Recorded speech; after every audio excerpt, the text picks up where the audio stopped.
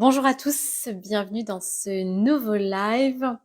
J'espère que vous allez tous bien et que vous arrivez du coup à retrouver des éléments dans ce groupe qui viennent vous aider dans votre relation de couple. Je me représente pour les nouveaux qui sont arrivés dans ce groupe. Je m'appelle Marie-Amélie Reiner, je vous accompagne dans votre relation de couple. Donc, soyez les bienvenus dans ce groupe. Vous allez pouvoir trouver du contenu, écouter tous les mercredis mon live à 13h ou à peu près 13h. Je vous donne à chaque fois dans mes lives des clés pour votre situation de couple.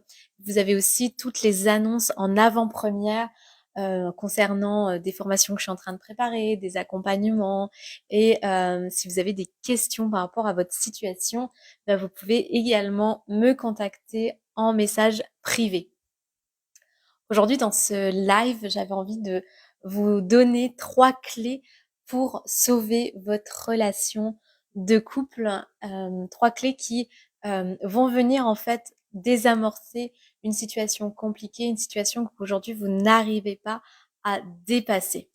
Si vous avez des questions, n'hésitez pas à me les poser tout au long de ce live et même en replay, vous pouvez toujours interagir sous la vidéo. Je vois tout ce qui est commentaires et j'essaie de vous répondre soit en privé, soit sous ces messages-là, mais je sais que vous avez déjà été nombreux à le faire, donc n'hésitez pas, je suis disponible et je reste disponible si vous avez des questions par rapport à ce que je vous partage. Les 3 clés donc pour sauver votre relation de couple. Alors, une des clés que j'avais envie de vous donner aujourd'hui, c'était notamment dans le fait de vouloir contrôler les choses. En fait, quand vous arrivez dans une situation où vous avez tout essayé, où c'est devenu très compliqué pour vous au niveau voilà de la gestion de la communication, au niveau par exemple de juste avoir un simple contact, parce que juste le simple contact avec l'autre va vous faire monter tellement d'émotions et vous allez plus pouvoir entre guillemets maîtriser tout ça. Et bien du coup, vous allez dans cette situation où eh bien vous n'allez pas sauver votre relation de couple, mais au contraire, vous allez plutôt essayer tant bien que mal de garder un certain contrôle. Si vous avez pu voir mon post de ce matin, eh bien plus on garde le contrôle, plus on essaye de faire en sorte que la situation s'arrange, eh bien moins on voit de résultats, parce que comme je le disais dans mon post ce matin, l'énergie qui va se dégager, ça va être une énergie de manque, une énergie où on est en demande par rapport à l'autre.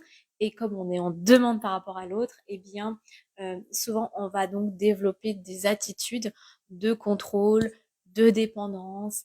Même si la relation nous donne certaines choses, ça ne sera jamais suffisant. Donc, on va être dans cette attitude d'oppresser l'autre sans s'en rendre compte et sans le vouloir parfois, parce qu'en fait, on va répondre à ce besoin en nous de vouloir être rassuré, de vouloir combler ce manque, ce vide, cet amour qu'on a besoin et qu'on va chercher donc chez l'autre. Donc, un des axes pour sauver son couple, c'est déjà de prendre conscience que quand on agit comme ça, eh bien en fait, on est simplement dans cette attitude d'attendre que l'autre vienne répondre à notre besoin. L'autre, on attend qu'elle réponde ou qu'il réponde à ce besoin de se sentir toujours rassuré dans la relation, toujours plus aimé dans la relation. Et au bout d'un moment, ce qui se passe, c'est que en fait, nos peurs, nos angoisses, nos doutes vont prendre le dessus, et petit à petit, ça va nous éloigner en fait de l'autre, ça va nous éloigner de notre objectif qui est de sauver la relation. Donc là, ce que je conseille, c'est de faire vraiment un travail en profondeur sur soi et d'aller en fait chercher en soi ce que l'autre ne peut pas nous apporter. Et ça, effectivement, je le vois en séance avec les clients, parce que effectivement, il y a plein d'autres choses qui rentrent en jeu. Et ce qui peut rentrer en jeu et qu'on n'a pas forcément conscience, ça va être des blessures liées à des relations passées. Ça va être des blessures liées à notre enfance. Ça va être des choses qu'on a toujours fait et qu'on a eu cette habitude ou ce schéma de fonctionnement, c'est-à-dire qu'on va être dans cette attitude où parfois on pense que c'est normal d'agir comme ça et on se rend pas forcément les impacts que peut avoir sur l'autre. Donc ça, c'est déjà d'avoir cette prise de conscience au niveau du fait que, en fait, quand on va agir de telle ou telle manière, ben c'est parce qu'on est en demande, parce qu'on veut répondre à ce besoin qui n'est jamais complètement satisfait de vouloir que l'autre soit toujours avec nous ou que l'autre reste avec nous de peur de perdre l'autre. Et comme on est dans cette peur-là, eh bien en fait, on va répondre à cette peur. Et en répondant à cette peur, ben, en fait, on va s'éloigner de l'autre. Donc c'est déjà d'en avoir conscience et puis après d'aller travailler plus en profondeur par rapport à ça. Le deuxième élément qui va vous permettre de sauver votre relation de couple, ça va être de reprendre confiance en vous. Alors ça, c'est pareil. C'est un travail qui va se faire déjà sur une première durée. C'est-à-dire, moi, ce que je fais, c'est que dans les séances, je vais vous amener en fait à mettre en place des actions concrètes pour augmenter votre confiance en vous. Mais ça va être aussi déjà de votre côté de vraiment prendre conscience que tant que vous n'allez pas réintégrer cette confiance, cette meilleure image de vous, ce regard plus positif sur vous, eh bien, vous n'arriverez pas en fait à sauver la relation parce que tout simplement parce que si on n'a pas cette confiance et qu'on attend de l'autre d'avoir cette confiance en fonction des agissements, de la façon d'être de l'autre, eh bien ça ne va pas marcher parce que forcément on sera vis-à-vis de l'autre dans cette attitude où on n'est pas en confiance. Et donc l'autre ne peut pas nous faire confiance. Et comme l'autre ne peut pas nous faire confiance, eh bien on va s'éloigner de nous. Et en fait, pour sauver la relation, ça va être vraiment d'aller chercher à tout prix à retrouver cette confiance, je dirais même à retrouver cette estime de soi. Il y a une différence entre confiance et estime de soi. La confiance, c'est vraiment, on a confiance, par exemple, dans ses capacités de réaliser telle chose. Donc, par exemple, je prends l'exemple de votre métier. Peut-être dans votre métier, bah, vous êtes confiant dans la réalisation de tel projet. Là, on parle de confiance. L'estime de soi, ça va être plus en interne. C'est bah, comment, en fait, aujourd'hui, au niveau de mon interne, je vais travailler ma confiance. Et souvent, ce que je vois, c'est que dans la relation, on va chercher en fait à trouver cette confiance en nous parce que l'autre nous la donne. Et en fait, c'est là où on se trompe, c'est que on ne peut pas attendre de l'autre qui nous permette d'avoir cette confiance parce que cette confiance, eh bien, il y a que nous qui pouvons entre guillemets la chercher et la développer. Et ça n'est pas de la responsabilité de l'autre que qu'il ou elle doit nous apporter parce que en fait ça serait déjà une lourde responsabilité sur l'autre, mais en faisant ça, bah, vous êtes plus du tout attractif ou attractive pour l'autre parce que dans une relation, ce qu'on cherche, c'est à s'édifier mutuellement, c'est à être surpris par l'autre, c'est qu'est-ce qu'apporte l'autre. Et c'est vrai que si on a tendance à apporter que du négatif, à, par exemple se plaindre, à reprocher plein de choses à l'autre, à lui dire bien tu vas pas faire ça, tu es pas rentré, pourquoi j'ai pas eu de tes nouvelles, qu'est-ce qui se passe? Bah du coup on amène de la lourdeur et on amène en fait bah, de notre côté bah, un manque de confiance parce qu'on déjà on n'a pas confiance en nous et on n'a pas confiance en l'autre. Et donc eh bien ça clairement ça va venir vous empêcher de sauver votre relation de couple. Donc pour pouvoir sauver la relation de couple, ça va être faire preuve de plus de légèreté. Ça va être vraiment être dans cette dynamique où on va clairement se dire, OK, je n'attends pas de l'autre qui vienne ou qu'elle vienne me rassurer, qu'elle vienne me donner la confiance, mais au contraire, je vais aller chercher comment je peux travailler sur ma confiance, comment je peux en fait aller au-delà de ce que j'ai l'habitude de faire.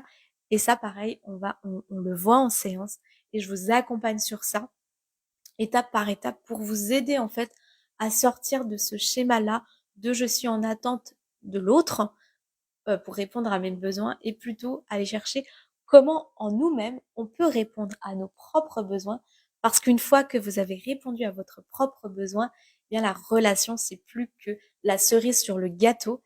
Et ça je le disais il y a pas longtemps à un client, c'est qu'en fait souvent quand on rentre dans une relation, on va se dire c'est le gâteau. Et ça c'est peut-être inconscient, hein.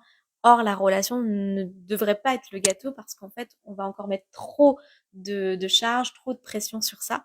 Alors que si on se dit, OK, en moi, j'ai tout ce qu'il faut et je vais pouvoir partager ça à l'autre, eh bien du coup, on va être tous les deux dans une dynamique de partage, on va être tous les deux dans cette optique en fait de faire avancer la relation et du coup la relation sera que la cerise sur le gâteau et non tout le gâteau et en fait comme ça ainsi de suite, c'est comme un domino, ça va venir toucher tous les autres domaines de notre vie, c'est-à-dire on va être beaucoup plus confiant, on va être beaucoup plus serein et on va plus mettre cette pression en fait d'absolument sauver notre relation de couple, d'absolument retrouver l'autre et en fait ça va se faire naturellement. Donc la deuxième chose c'est vraiment de se dire OK, ma relation c'est juste un plus à ma vie et c'est pas le tout de ma vie parce que quand on fait de la relation le tout de notre vie, bah, ce qui se passe et ce que je vois souvent c'est que vous arrivez en séance, vous êtes complètement brisé, vous avez un vide pas possible et vous allez partir de cette situation où on n'a jamais travaillé la confiance, on n'a jamais travaillé l'estime de soi, on s'est jamais entre guillemets donné les moyens de vouloir travailler en soi tout ça et arriver dans la relation. Bah, souvent c'est ce que je dis, hein, la relation va révéler nos faiblesses, hein. La relation c'est vraiment un révélateur. Et si on le voit comme ça d'ailleurs, on peut aller beaucoup plus loin. C'est que ça va venir mettre la lumière sur toutes les facettes de notre façon de fonctionner qui n'est pas forcément toujours la plus adéquate. Et en fait, si on les travaille pas, si on ne regarde pas à un moment donné, ok, il y a ça qui va pas. Sur ça, j'ai du mal. Je vais vous donner l'exemple là d'un client que j'accompagne qui, en instance de séparation, c'est très très difficile. Pour autant, on a fait un tel beau parcours ensemble, on a vraiment bien travaillé ensemble. Aujourd'hui, il est en capacité de se dire, OK, au vu de cette séparation, je vais pas me focaliser sur la séparation, mais je vais plutôt focaliser sur ce que m'apporte la séparation. Et en fait, ce que cette séparation a fait, c'est qu'il s'est rendu compte qu'il était trop dans le contrôle, qu'il était trop dans je veux maîtriser les choses, je veux être parfait pour l'autre, je veux une telle exigence pour ma famille, pour mon couple, que du coup, en fait, j'en suis venue à perdre ma relation de couple. Alors, il n'y a pas que ça, hein, bien sûr, dans toutes les relations de couple. On a chacun sa part de responsabilité et ça aussi, c'est un autre point que je pourrais aussi aborder une fois. Donc, c'est aussi de se dire, ok, tout n'est pas de ma faute, hein. Mais il a pu faire ce travail, se rendre compte, ok, euh, la situation elle est difficile, mais au lieu de choisir entre guillemets euh, de complètement me laisser submerger par cette épreuve-là qui est la séparation, bah, je vais plutôt choisir le fait qu'en fait cette séparation, elle a mis en lumière certains aspects de mon être qui étaient notamment bah, que je voulais tout contrôler, que je voulais tout maîtriser. Et aujourd'hui, bah, on est en train de faire ce travail de changer ça, qui est plus contrôle, cette perfection ou ce besoin d'exigence. Et en fait, ce qui se passe, c'est que justement, sa femme se rend compte de ses changements à lui, de ses progrès à lui, et ça devient en fait là, même si elle a prévu de se séparer, hein, la séparation est actée, etc. Dans son esprit, il y a aussi ce côté, ok, mon conjoint est en train de changer, et en fait, c'est même devenu plus compliqué la séparation, alors qu'au départ, la séparation, elle était pour elle totalement une évidence. Et aujourd'hui, même si elle est dans cette démarche-là, ça vient remettre en question. Et c'est là où en fait on arrive à quelque chose qui est du possible, c'est que quand on arrive à ça, eh bien on sent que les choses peuvent quand même évoluer. On ne sait pas combien de temps ça va prendre, mais il y a une fenêtre qui est ouverte. Et tout ça a été possible parce que mon client en fait a vraiment fait un travail sur lui et s'est vraiment dit ok, de cette situation, je choisis en fait qu'est-ce que je vais faire de mieux pour moi.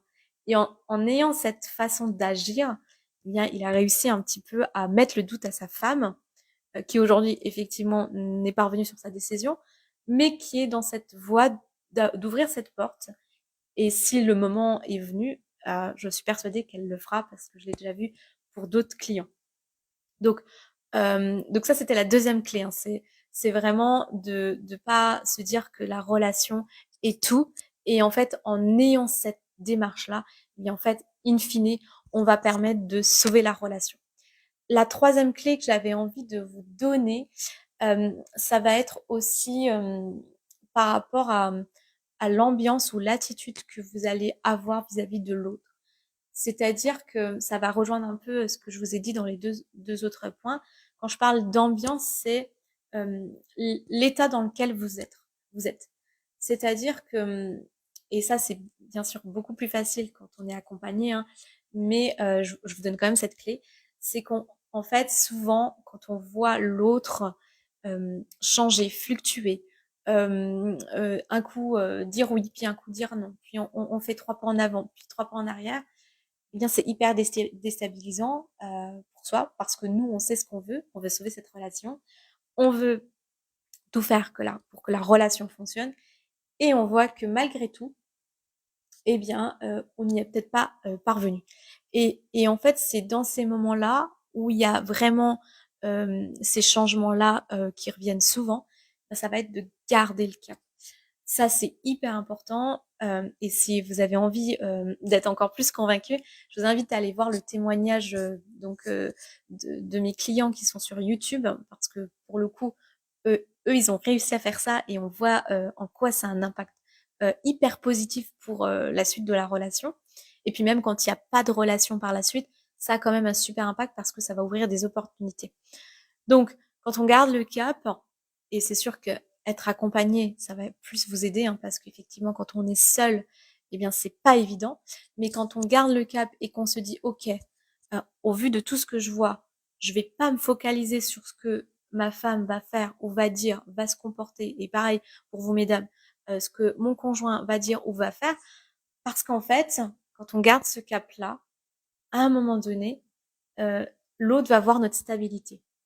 Et ça, c'est hyper important. C'est que quand l'autre voit notre stabilité, eh bien, ça va venir lui montrer dans son inconscient, eh ben, peut-être j'ai eu tort, en fait, de me dire de partir. Parce que plus on est stable, plus on va envoyer une image chez l'autre de on garde le cap, on est confiant. Même si tu me dis ça, eh bien, moi, je vais pas abandonner le navire, en fait. Et pourquoi je vous dis ça? Parce que l'autre ne s'attend pas, en fait, à ce qu'on puisse avoir cet état de stabilité, cet état où on est assuré en nous et on sait ce qu'on veut, sans pour autant être en demande, sans pour autant complètement paniquer. Donc il y a les émotions aussi qui rentrent en jeu. Et quand on est vraiment dans cette stabilité, bah, c'est là que les choses peuvent changer. Et c'est souvent ce que je dis à mes clients, c'est-à-dire, OK, euh, même si vous avez une nouvelle qui vient complètement vous déstabiliser, même si on vous annonce le pire, gardez votre cap, parce qu'en gardant le cap, ce que vous souhaitez aura plus de chances de se réaliser. Et c'est pas de se dire, je garde un espoir de est-ce que ça va fonctionner ou pas. Et du coup, si ça fonctionne pas, je vais tomber de 3000 étages. Non, c'est simplement de se dire, OK, je garde le cap parce que moi, je veux avoir la maîtrise sur mes émotions. Je veux avoir la maîtrise sur ce que je veux. Et du coup, s'il y a une éventualité que ça se fasse, eh bien, ça se fera d'autant plus si j'ai cette stabilité et ce cap. Et je sais que c'est clairement pas évident parce que bah, toutes les personnes que j'accompagne, je vois très bien que bah, les premières semaines, c'est l'agitation, les émotions, elles fluctuent. On passe de bah, je pleure non-stop à j'ai bah, la confiance et puis je la repère et puis je la retrouve et puis je la perds et je la retrouve. Et, euh, et du coup, d'avoir quelqu'un qui vous stabilise, qui vous dit on garde le cap. Oui, je sais, ce que tu vis est pas simple. Oui, je sais que là, il va se passer des choses, il va y avoir des rebondissements. Ça va pas être simple, mais on va garder le cap. Et en fait, les clients qui font ça, là, il y a du résultat. Là, on voit des choses se passer parce que ils ont jamais euh, arrêté en fait. Et puis ils m'ont fait confiance aussi, hein. Et donc, c'est donc ça qui va petit à petit vous aider aussi à sauver la relation de couple parce qu'en fait, vous envoyez cette image à l'autre que même dans la tourmente, même dans la pire des choses, bah, en fait, vous tenez le cap et vous le tenez pas parce que il faut tenir le cap, mais parce que pour vous, vous avez besoin de stabilité. et que dans la stabilité, eh bien, on va pouvoir recréer des choses. Si je vous prends l'exemple inverse, c'est-à-dire on n'est pas dans cette stabilité et on va fluctuer en fonction de nos émotions, eh bien ce qui va se passer, c'est qu'on va envoyer l'image à l'autre. En fait, tu n'es pas stable. En fait, j'ai eu raison de vouloir te quitter. En fait, tu ne changeras jamais de comportement. Et du coup, on va donner entre guillemets raison à l'autre. Et c'est ça que j'essaye d'amener par mes lives et dans mes séances, c'est de venir en fait amener à la réalité de l'autre une autre vérité. Cette vérité qu'en fait, on n'est pas ce que l'autre nous dit qu'on est. Cette vérité que on n'est pas cette personne instable, cette personne émotionnellement instable, ou cette personne qui vit en proie à ses peurs, ou qui va être constamment dans une attitude de ça va plus, ça va plus. Et on a le droit de pas être bien, on a le droit d'avoir des moments difficiles, mais dans ces situations, il ne faut pas s'attendre à ce que l'autre, entre guillemets, ait comment je peux vous dire ça, et de la compassion pour nous, en fait. Parce que certainement, vous êtes dans une situation où l'autre, comme vous, hein, en a ras-le-bol, où l'autre est arrivé aussi à un certain point d'extrémité, où l'autre est certainement aussi en souffrance. Donc ça vient mettre un filtre, hein, ça va venir complètement, en gros, l'empêcher de se mettre à votre place et l'empêcher aussi de vouloir sauver la relation. Parce que souvent dans cette situation-là, c'est souvent vous qui voulez sauver la relation et l'autre a moins envie de sauver la relation. Et c'est ça qui est très difficile. Donc ça va venir en fait amener une autre réalité chez l'autre. Voilà pour les 3 clés que j'avais à vous dire aujourd'hui. Si vous avez des questions, si ça vous parle, si ça fait écho à ce que vous vivez, n'hésitez pas à me mettre en commentaire un pouce ou que je sache aussi si ça vous parle et que je vous fasse aussi des lives aussi en lien par rapport à ce que vous traversez. Pour résumer les 3 clés, en sachant que j'ai dit beaucoup de choses, mais je vais essayer de les résumer, hein. Donc c'est pour sauver votre relation, être moins dans le contrôle, être moins sur je veux répondre à ce besoin d'être rassuré. C'est la première clé. La deuxième clé, c'est ne pas faire de cette relation votre tout. Cette relation doit être la cerise sur le gâteau et donc d'aller travailler plutôt sa confiance et ne pas attendre de l'autre qu'il nous apporte ce que nous, en fait, nous sommes le seul ou la seule à pouvoir nous apporter pour ensuite venir enrichir la relation. Et le troisième point que j'ai pu vous dire, ça va être du coup ce côté ambiance, côté ok, je vais en fait pas agir, pas me laisser déstabiliser parce que l'autre peut dire, peut faire. Et garder ce cap-là, parce que plus on va garder le cap, et plus on va avoir une chance de sauver sa relation de couple. Voilà ce que j'avais à vous dire aujourd'hui. Si vous voulez aller plus loin, on peut échanger sur ces points par message privé. Et vous pouvez également prendre rendez-vous avec moi. Je suis en train aussi de mettre en place, du coup, je vous avais déjà parlé de la formation électrochoc.